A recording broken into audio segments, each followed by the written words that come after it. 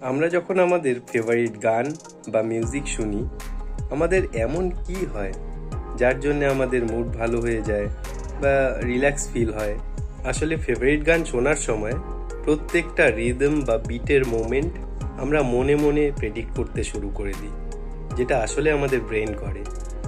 আর এমন মোমেন্ট প্রত্যেক সেকেন্ডে এক বা একাধিকবার হতে পারে।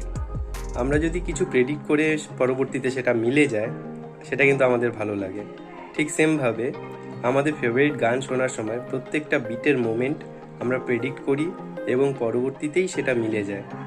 আর বারবার এই জিনিসটা হওয়ার ফলে আমাদের ব্রেনে রিওয়ার্ডিং সিস্টেম চালু হয়ে যায়, যার ফলে ডোপামিন সিক্রেশন চালু হয়ে যায়।